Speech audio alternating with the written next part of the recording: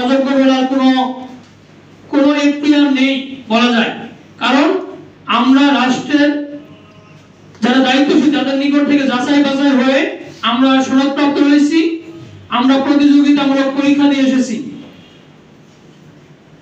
আমলাতান্ত্রিক জটিলতার কারণে আমাদের নিয়োগ বিলম্বিত হচ্ছে। আমরা আশা করছি বর্তমান যে সরকার এসেছেন, বর্তমান সরকারের মাননীয় প্রধানমন্ত্রী দেশনায়ক জনাব তারেক রহমান, তিনি শিক্ষাকে অনেক ভালোবাসেন।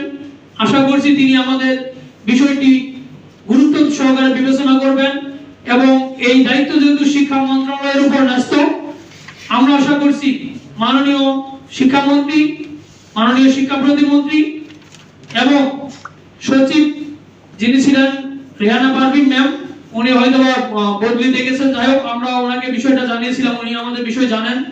অতিরিক্ত সচিব জনাব মিজানুর রহমান শিক্ষা মন্ত্রণালয়ের, তার দৃষ্টি আকর্ষণ করছি আমরা, তিনি যাতে আমাদের এই বিষয়ে যথাযথ ব্যবস্থা গ্রহণ করেন এবং এনটিআরসি মাননীয় চেয়ারম্যান স্যার যিনি আমাদের এই নিয়োগের সাথে সরাসরি সংশ্লিষ্ট বলা যায়, কারণ আমাদের প্রিলি পরীক্ষা নিয়েছে এনটিআরসি কর্তৃপক্ষ, আমাদের রিটেন পরীক্ষা নিয়েছে এনটিআরসি কর্তৃপক্ষ এবং আমাদের নিয়োগ দেওয়ার দায়িত্ব কিন্তু এনটিআরসি কর্তৃপক্ষের।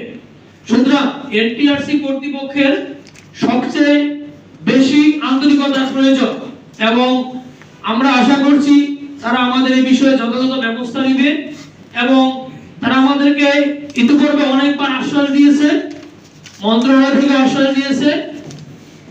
অনেক বিষয়ে শূন্যপদের ঘাটতি ছিল বা শূন্যপদ থাকা সত্ত্বেও দেওয়া হয়নি।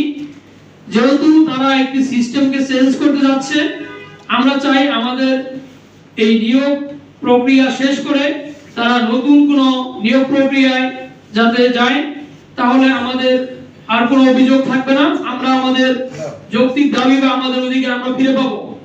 ইতিমধ্যে আমরা স্মারকলিপি প্রদান করেছি মাননীয় প্রধানমন্ত্রী বরাবর, মাননীয় শিক্ষামন্ত্রী বরাবর, মাননীয়